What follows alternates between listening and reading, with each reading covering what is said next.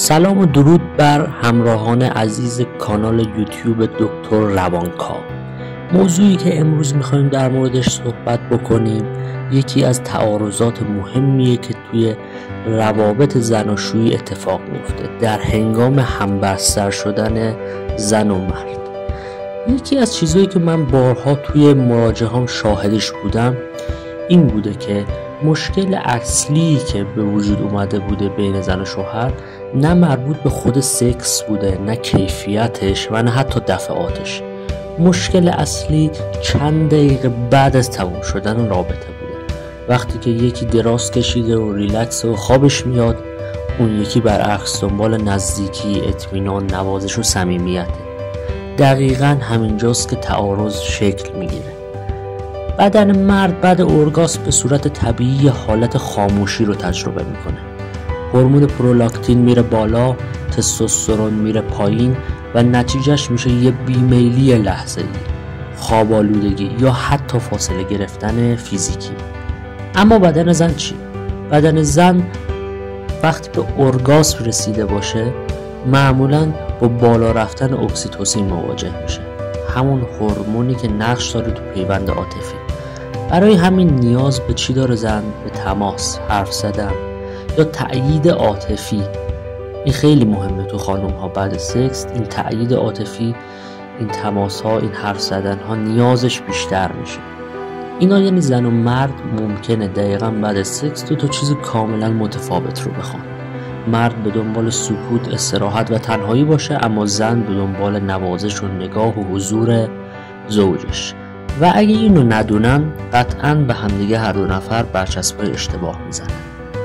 زن فکر میکنه خب پس یعنی فقط بدنم براش مهم بوده دیگه، سکس تموم شد، رابطه جنسیمون تموم شد، کارش با من تموم شد دیگه، با من کاری نداره. مردم از اون ور فکر میکنه میگه یعنی حتی الانم من باید باز جواب بهش پس بدم، در حالی که هیچ کدومشون قصد آسیب زدن به همدیگر ندارن، فقط زبان بدنشون متفاوته.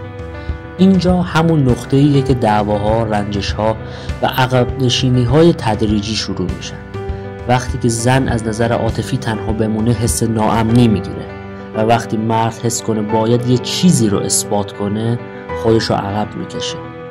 تو رابطه‌های سطحی که خب این تفاوت‌ها معمولا باعث دلزدگی میشه، یکی سرد میشه یکی وابسته تر، اما خب تو رابطه‌های عاطفی و عمیق‌تر این تفاوت میتونه به یه نقطه گفتگو و تنظیم تبدیل بشه.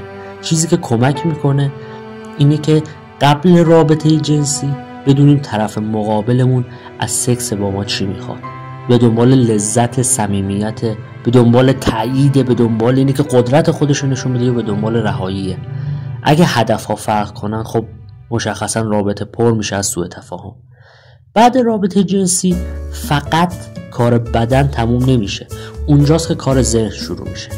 اگه مرد بتونه چند دقیقه بیشتر بمونه و زن بتونه نیازش رو شفاف و بدون توقع بیان کنه، این فاصله قابل مدیریت میشه. پیشنهاد من اینه کیفیت رابطه بعد از سکس نه فقط به خود سکس، بلکه به توانایی دو نفر برای شناخت نیازهای هم، پذیرش تفاوت‌ها و برقراری امنیت روانی بعد از اون بستگی داره. و اینجا جاییه که رابطه عمیق‌تر یا کاملا سرد میشه.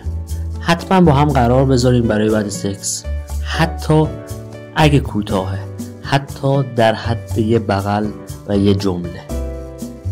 یه خلاصه اگه بخوام بهتون بگم اینه که گاهی سکس فقط یه اتفاق فیزیکی نیست، یه اسکن کامل از رابطه است. بدون اینکه بدونی بدنت به جای تو حرف میزنه. اگه بعدش احساس طرد شدن، تنهایی یا سکوت سنگینی میکنی، شاید وقتش از خودت بپرسی دارم با کی میخوابم یا دارم کنار کی تنها میمونم.